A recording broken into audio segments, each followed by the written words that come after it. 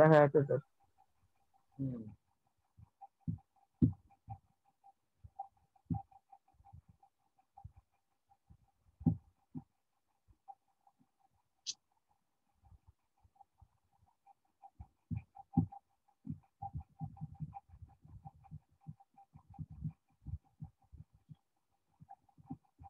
আচ্ছা, ফ্লুরোসেন্স স্পেকট্রোস্কোপিতে I think I am audible, না অডেবল হলে বলো।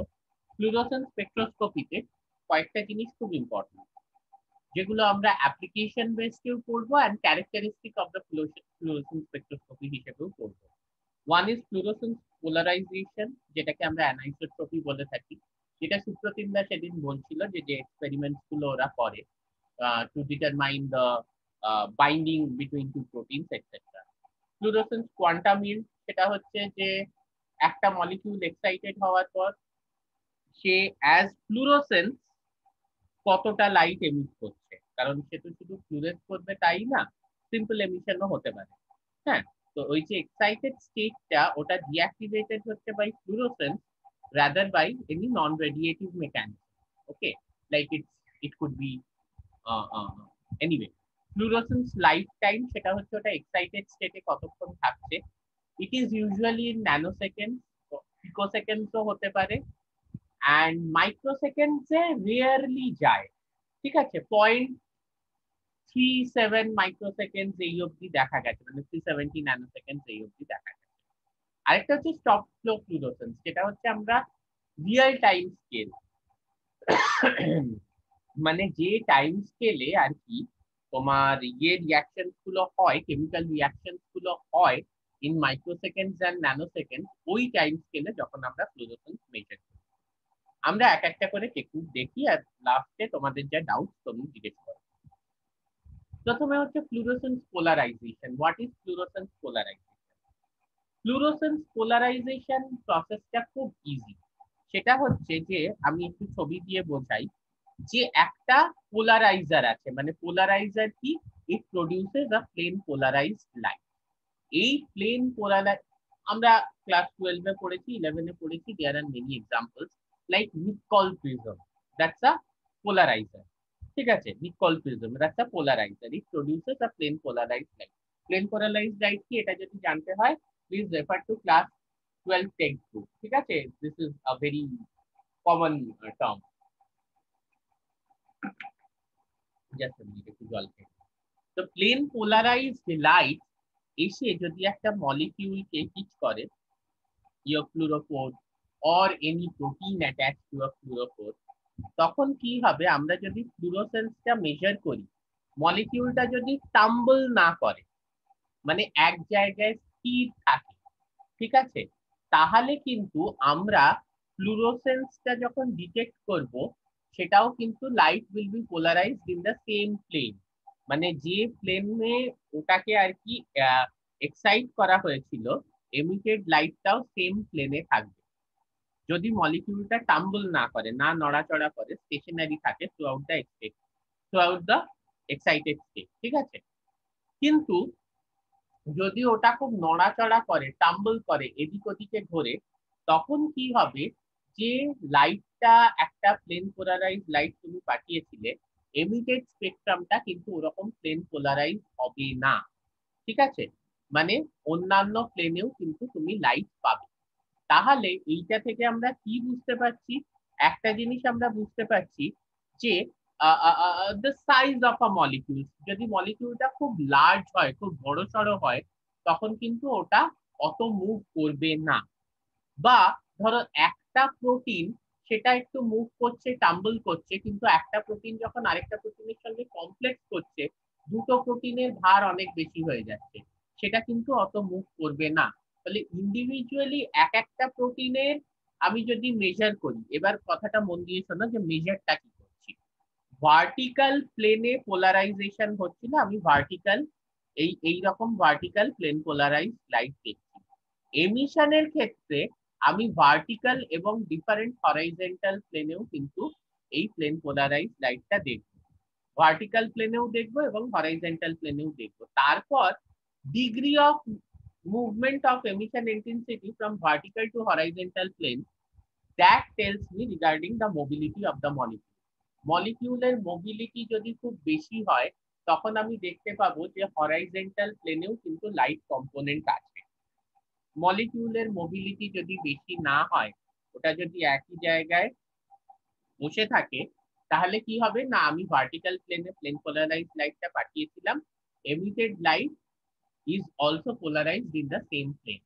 But if there are horizontal components of the light of the emitted light, we can detect, এই যে দেখো এখানে ডিটেকশনটা কিন্তু ডিফারেন্ট প্লেনে ঘুরিয়ে ঘুরিয়ে হচ্ছে, ঠিক আছে, তার মানে মলিকিউলটা টাম্বল করছে।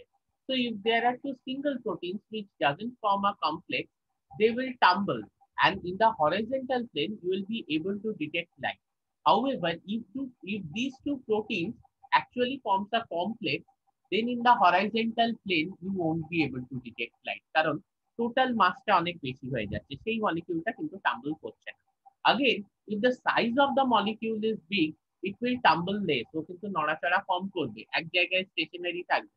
Then you will see less vertical components of the plane polarized light, ঠিক আছে, এই less horizontal components of the plane polarized light, ঠিক আছে। কিন্তু ও যদি প্রচুর ছোট সাইজের হয়, প্রচুর মুভ করে, তখন কিন্তু তুমি ভার্টিক্যাল প্লেন পোলারাইজড লাইট পাঠানো সত্ত্বেও হরাইজন্টাল কম্পোনেন্টস কিন্তু ডিটেক্ট করতে পারবে, ঠিক আছে।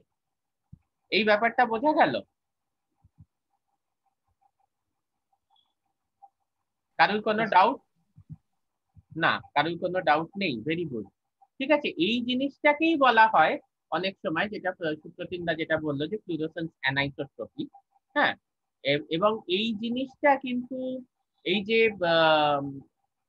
interaction between a fluorescent molecule and protein or nucleic acid, between nucleic acid and protein এই ব্যাপারগুলো কিন্তু দেয়। এখানে কিছুই না, আমরা ডিফারেন্ট কম্পোনেন্টস গুলো মানে হরিজন্টাল ভার্টিক্যাল প্লেন বোথ প্লেনসে কম্পোনেন্টস গুলো ডিটারমিন। আচ্ছা, নেক্সট হচ্ছে ফ্লুরোসেন্ট কোয়ান্টাম ইল্ড, যেটা আমি বলছিলাম যে একটা মলিকিউল এক্সাইটেড স্টেটে যাওয়ার পরে ইটস নট নেসেসারি যে ওটা ফ্লুরোসেন্সের মাধ্যমেই ডিঅ্যাক্টিভেটেড হয়ে গ্রাউন্ড স্টেটে আসবে। There are other mechanisms as well, non radiative mechanism, যার সাহায্যেও কিন্তু ও it can lose its energy, ঠিক আছে, it can lose its energy. তাহলে কতটা molecule in the form of fluorescence deactivate হচ্ছে, that gives you the quantum yield, ঠিক আছে, that gives you the fluorescence quantum yield।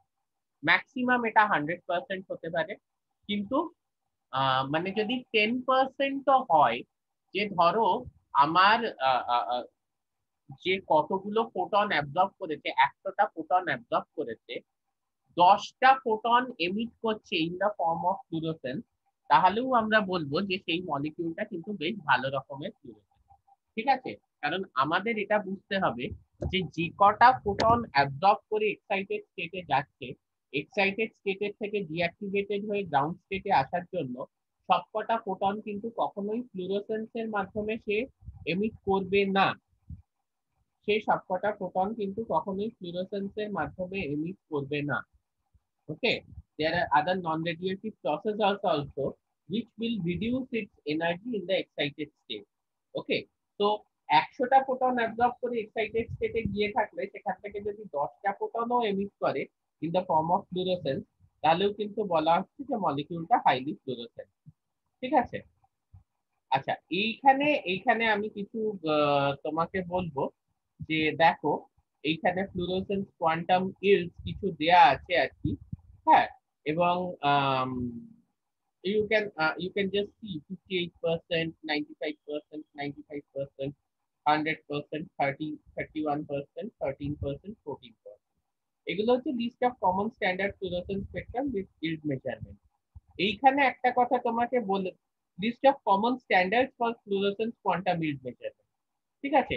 এখানে common standards for quantum yield measurement কথাটার মানে হচ্ছে যে দেখো, how do you actually measure, যে তোমার একটা স্ট্যান্ডার্ড মলিকিউল আছে কি, এই যে common standard for quantum yield measurement মানে কি, list of common standard for quantum yield measurement মানে কি, এই যে স্ট্যান্ডার্ড মলিকিউল গুলো এইগুলোর কোয়ান্টামিলটা জানা, যে এইগুলো কতগুলো ইয়ে নেবে, হ্যাঁ, ওয়েল ক্যারেক্টারাইজ, যে কতগুলো ফোটন এগুলো অ্যাবজর্ব করলে কটা ফোটন এমিট করে in the form of fluorescence.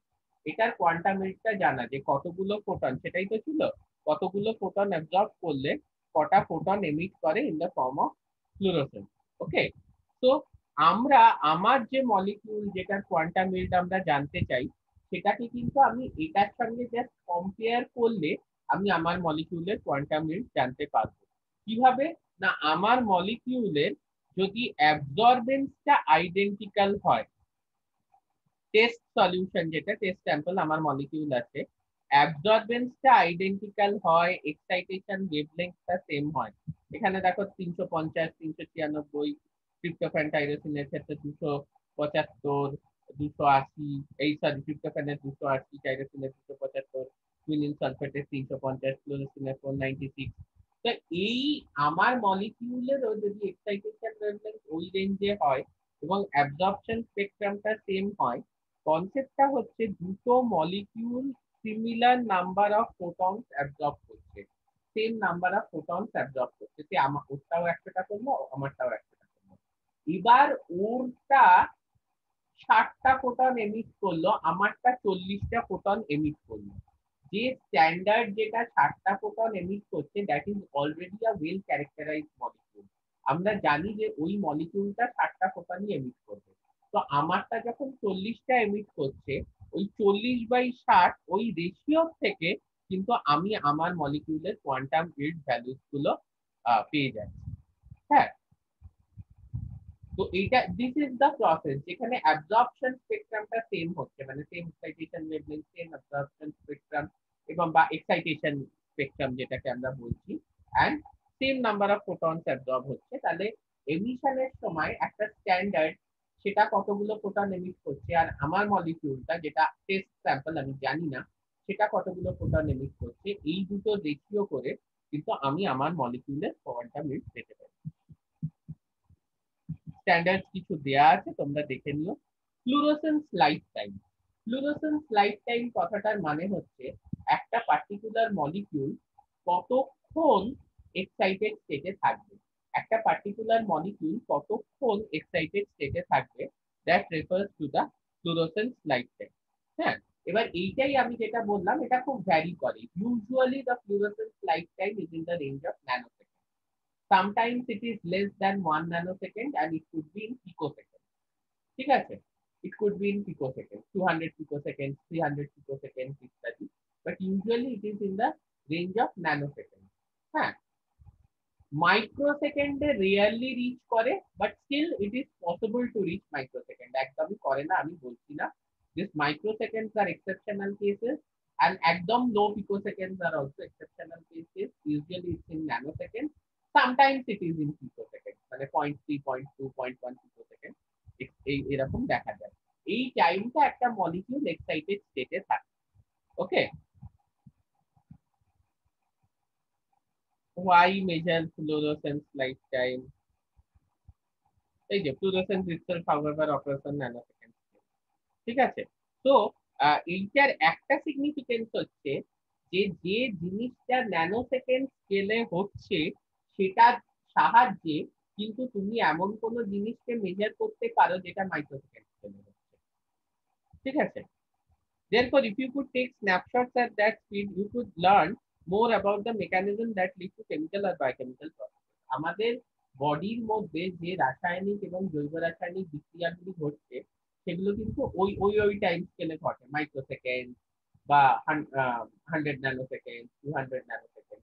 তো সিন্স ফ্লুরোসেন্স ওটার থেকেও শর্ট টাইম স্কেলে হয়, তাহলে ওইটার সাহায্যে কিন্তু, মানে ফ্লুরোসেন্সের সাহায্যে কিন্তু আমরা বায়োকেমিক্যাল বা কেমিক্যাল রিয়াকশন যেগুলো আমাদের বডির মধ্যে ঘটছে সেগুলোকে মেজার করতে পারি। যেমনি ইলেকট্রনের সাহায্যে আমরা ভাইরাসের স্ট্রাকচার দেখতে পারি, কারণ ইলেকট্রনের ওয়েভলেংথ বা ভাইরাসের যে ডাইমেনশন তার থেকে অনেক স্মল। ঠিক আছে, তো দিস ইজ দা, এইটা কিন্তু একটা রিজন, যেহেতু ফ্লুরোসেন্স ফেনোমেননটা আরো শর্ট টাইম স্প্যানে হয়, ফলে বায়োকেমিক্যাল প্রসেসেস যেগুলো আমাদের বডির মধ্যে হচ্ছে সেগুলো যেহেতু একটু লং টাইম স্প্যানে compare to the phenomenon of fluorescence, which is happening in nanoseconds, আমরা কিন্তু ওইটা ইউজ করে বডির বায়োকেমিক্যাল প্রসেসেস গুলো স্টাডি করতে পারি। এই অবধি কারোর কোনো ডাউট আছে?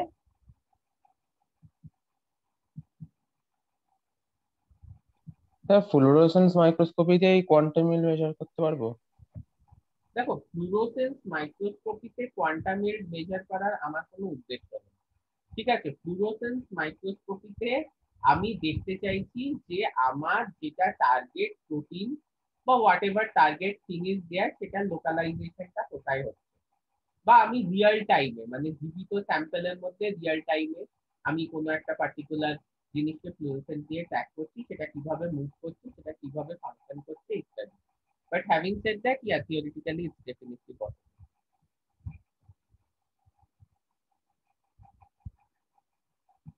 কোয়ান্টাম ইল্ডের যে কনসেপ্টটা, that is mainly restricted to characterization of a ফ্লুরোফোর।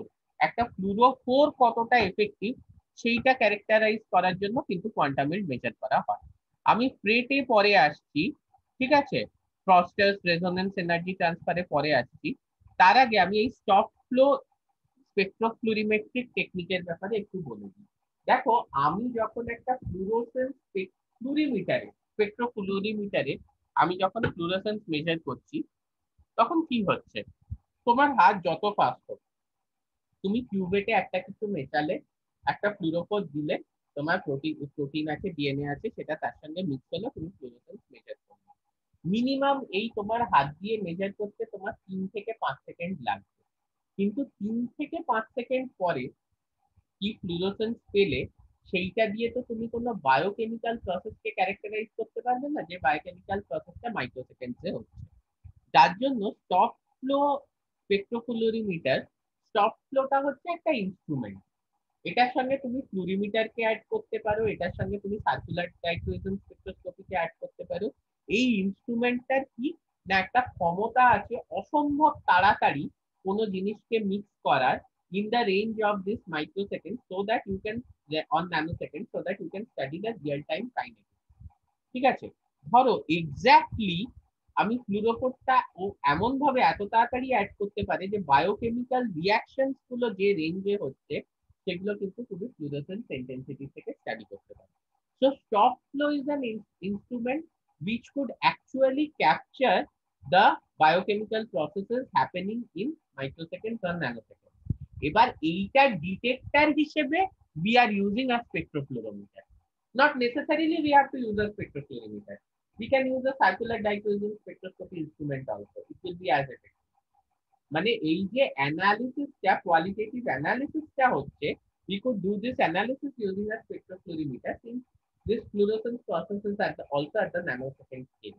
But এই যে বায়োকেমিক্যাল রিয়াকশনটা হচ্ছে, সেইটাকে যে মিক্সিং এন্ড স্টপ, এই ব্যাপারটা it is conducted by an instrument. তুমি যদি তোমার হাতে করতে যাও, আরে বাবা খুব কম টাইম, তুমি যদি তোমার হাতে করতে যাও, তাহলে কিন্তু সেটা কখনোই তুমি অত ফাস্ট করতে পারবে না।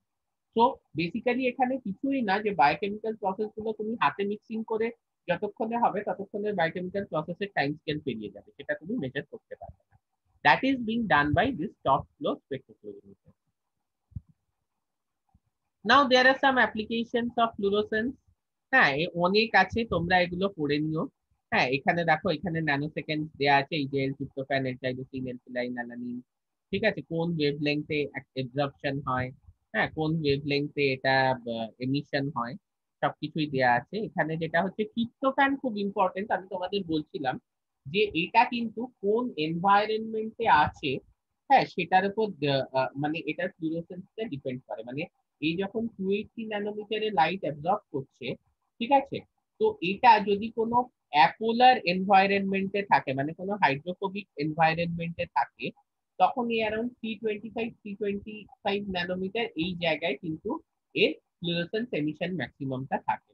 ঠিক আছে, যেই প্রোটিনটাকে তুমি ডিনেচার করছো, তখন কি হচ্ছে, ওই যে হাইড্রোফোবিক কোর বা অ্যাপোলার এনভায়রনমেন্টেও আছে, সেটা আস্তে আস্তে নষ্ট হয়ে যাচ্ছে, আর ওটা কিন্তু অ্যাকুয়াস এনভায়রনমেন্টে এক্সপোজ হয়ে যাচ্ছে। যে মুহূর্তে ওটা অ্যাকুয়াস এনভায়রনমেন্টে এক্সপোজ হচ্ছে, মানে একটা প্রোটিন ডিনেচার হচ্ছে, হাইড্রোফোবিক কোরটা ভেঙে যাচ্ছে, ট্রিপ্টোফ্যানটা অ্যাকুয়াস এনভায়রনমেন্টে এক্সপোজ হচ্ছে, ওর এমিশন স্পেকট্রামে কিন্তু একটা রেড শিফট হবে। মানে 325 ন্যানোমিটার, সেখান থেকে কিন্তু আস্তে আস্তে ওর এমিশন ওয়েভলেন্থটা বেড়ে যাবে, মানে 348 ন্যানোমিটার অব্দি কিন্তু ওটা যেতে পারে। ওকে, তো ও কোন ওয়েভলেন্থে এমিট করছে সেইটা থেকে ট্রিপ্টোফ্যান এমিট করছে আফটার অ্যাবজর্বিং অ্যাট 280 ন্যানোমিটার। কারণ ট্রিপ্টোফ্যানের কিন্তু ফ্লুরোসেন্স এতটাই, ও কিন্তু মোটামুটি ওই 200 এর এন্ডের দিকে, মানে 300 এর কাছাকাছি ও কিন্তু টাইরোসিন ফিনাইলঅ্যালানিন স্পেকট্রাকে ওভারল্যাপ করে বেরিয়ে চলে যায়। হ্যাঁ, মানে ওর প্রেজেন্সে অন্যগুলো স্পেকট্রা কিন্তু খুব ভালো বোঝা যায়।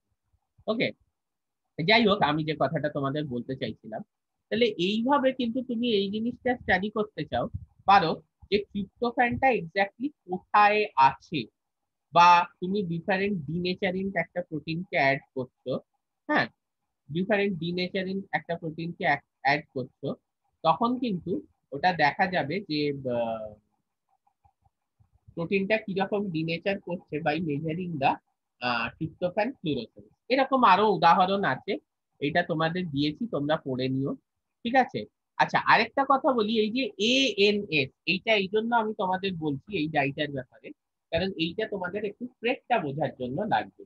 এএনএস হচ্ছে একটা ডাই যেটা স্পেসিফিক্যালি হাইড্রোফোবিক করে গিয়ে বাইন্ড করে। প্রোটিনের মধ্যে যদি কোনো হাইড্রোফোবিক প্যাচ থাকে, সেই প্যাচে গিয়ে বাইন্ড করে। ঠিক আছে। তো এই যে ডাইটাই হাইড্রোফোবিক প্যাচে বাইন্ড করছে, আগেন এটার ফ্লুরোসেন্সও কিন্তু ভ্যারি করে, মানে 482 ন্যানোমিটারে এএনএস অ্যাকচুয়ালি তোমার এমিট করবে, যদিও পোলার এনভায়রনমেন্টে থাকে। আর 525 ন্যানোমিটারে ওর মানে নর্মাল এমিশন স্পেকট্রামটা ইজ অ্যাট 525 ন্যানোমিটার। কিন্তু যে মুহূর্তে, মন দিয়ে শোনো, এএনএস, ঠিক আছে, এই অ্যানিলিনো ন্যাপথলিন সালফোনিক অ্যাসিড, ওর it's a derivative of rhodamine, coumarin or cyanine, যেটা তুমি ইউজ করবে ফর দিস পারপাস। যাই হোক, sorry sorry sorry, it's not a derivative of this thing. Let me focus on ANS only. এই anilino naphthalene sulfonic acid, মানে ওই derivative of রোডামিন, ফিউমারিন আর সায়ানিন দিয়েও এই প্রসেসটা করা যেতে পারে, যে প্রসেসটা আমি বলছি। এইটার নর্মাল, মানে এই ডাইটাকে যদি তুমি এমনি একটা ফ্লুরিমিটারে দাও কিউবেটে, এটার এমিশন ম্যাক্সিমাম হচ্ছে 525 ন্যানোমিটার। কিন্তু এই ডাইটা যখন একটা প্রোটিনের হাইড্রোফোবিক প্যাচে এসে বাইন্ড করে, তখন এটার এমিশন ম্যাক্সিমাম হয়ে যায় গিয়ে হচ্ছে অ্যারাউন্ড 480 482 484 ন্যানোমিটার। তাহলে যদি কোনো প্রোটিনে সলভেন্ট এক্সপোজ হাইড্রোফোবিক প্যাচ থাকে, তুমি কিন্তু এএনএস ফ্লুরোসেন্সের সাহায্যে কি করতে পারবে? এএনএস ফ্লুরোসেন্সের সাহায্যে তুমি সেটা ডিটারমাইন করতে পারবে। যদি কোনো প্রোটিন খুব স্ট্রাকচার্ড প্রোটিন হয়, কোনো সলভেন্ট এক্সপোজ হাইড্রোফোবিক প্যাচ নেই তাতে, তাহলে এএনএস বাইন্ড করবে না। এএনএস অ্যাড করার পরেও এএনএস 525 ন্যানোমিটারেই নিজের এমিশন স্পেকট্রাম দেবে। কিন্তু কোনো প্রোটিনের মধ্যে যদি সলভেন্ট এক্সপোজ হাইড্রোফোবিক প্যাচ থাকে, এএনএস সেখানে গিয়ে বাইন্ড করলো, মানে প্রোটিনটা একটু আনস্ট্রাকচার্ড। কেউ আমাকে মোল্টেন গ্লোবিউলের ব্যাপারে জিজ্ঞেস করছিল আগে একদিন। মোল্টেন গ্লোবিউলে কিন্তু এএনএস খুব স্ট্রংলি বাইন্ড করতে পারে। মোল্টেন গ্লোবিউলস হচ্ছে protein having a well formed secondary structure but not having a rigid tertiary structure. কোনো rigid tertiary structure নেই, কিন্তু well defined একটা secondary structure আছে। এই ধরনের প্রোটিনে এএনএস কিন্তু খুব ভালো বাইন্ড করে। এবং আমরা ডিটারমাইনও করতে পারি, প্রচুর যদি এএনএস বাইন্ডিং হয়, তার মানে কি স্পেকট্রামে একটা ব্লু শিফট হবে, 525 ন্যানোমিটারের থেকে 482 ন্যানোমিটারে কিন্তু এএনএস এর ফ্লুরোসেন্স ম্যাক্সিমামটা শিফট করে দেবে। সেক্ষেত্রে there are solvent exposed hydrophobic patches, or the protein is denatured, or the protein is showing a molten globule characteristic. Now the last thing, that is FRET, fosters resonance energy transfer. একটা উদাহরণ দিয়ে বুঝিয়ে দিই। ব্যাপারটা হচ্ছে এইরকম, যে তোমার প্রোটিনে সে টাইরোসিন আছে, তাহলে তুমি 275 কি 278 ন্যানোমিটারে এক্সাইট করবে। টাইরোসিন কিন্তু নির্ভর করে না যে ওর আশেপাশে অ্যাকুয়াস এনভায়রনমেন্ট পোলার কি অ্যাপোলার। ও 303 থেকে 305 ন্যানোমিটারে ওর এমিশন ম্যাক্সিমামটা দেয়। ঠিক আছে, ফ্লুরোসেন্স এমিশন ম্যাক্সিমামটা দেয়। এইবারে যদি টাইরোসিনটা সলভেন্ট এক্সপোজড কোনো হাইড্রোফোবিক প্যাচের কাছাকাছি থাকে, তখন কি হবে, এএনএস এসে ওর পাশে বসে যাবে। কতটা পাশে? এই পাশটা হচ্ছে 20 থেকে 200, এই 20 থেকে 100 অ্যাংস্ট্রম, মোটামুটি এই রেঞ্জে। ঠিক আছে, এই রেঞ্জে।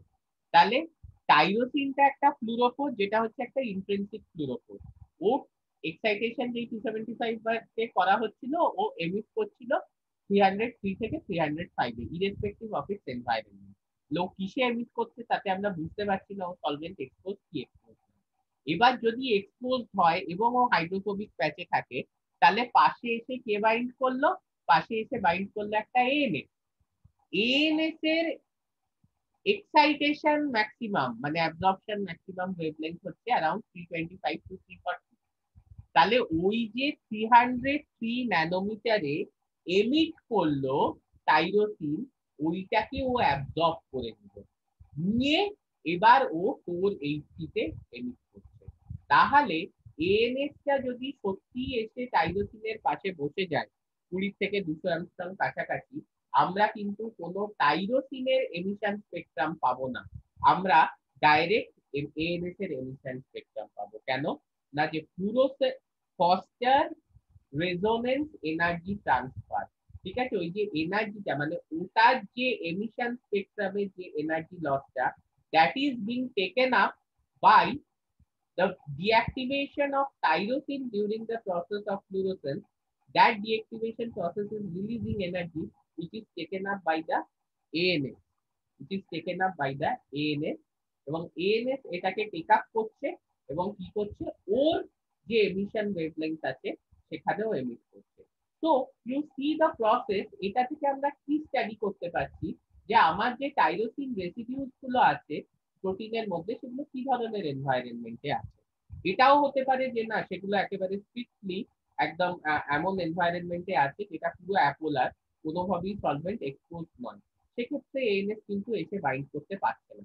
ফলে তুমি টাইরোসিনের ওয়েভলেংথে এক্সাইট করার পরে যদি তুমি সলিউশনে এএনএস দিয়ে দাও, তাহলে কি হবে, you will still see an emission maximum at 303 nanometer and 525 nanometer, which is very less, কারণ তুমি এক্সাইটেশনটা তো এএনএস এর ওয়েভলেংথে করছো না, so excitation will be very less, but still you will be able to see something. But if the ANS is binding around the tyrosine, ও কিন্তু টাইরোসিনের emission ওয়েভলেংথটা নিজের absorption spectrum হিসেবে নিয়ে নিয়ে কি করবে না, it will now emit at 480 nanometer and there will be no tyrosine emission spectrum. সময় শেষ হচ্ছে, কারোর যদি কোনো ডাউট থাকে আমাকে এক্ষুনি হোয়াটসঅ্যাপ করো, আমি কিন্তু এক্ষুনি রিপ্লাই দেবো ডাউট গুলো। ঠিক আছে, এই যে overlap between emission and absorption spectrum, just একটা ফিগার দেখিয়ে দিলাম। Go through this slides. এর বেশি কিন্তু আর আমাদের ফ্লুরোসেন্স স্পেকট্রোস্কোপিতে কিছু পড়ার নেই। আমি জানি তোমাদের অনেক ডাউটস আছে, টাইম এন্ড হয়ে আসছে, প্লিজ হোয়াটসঅ্যাপ মি।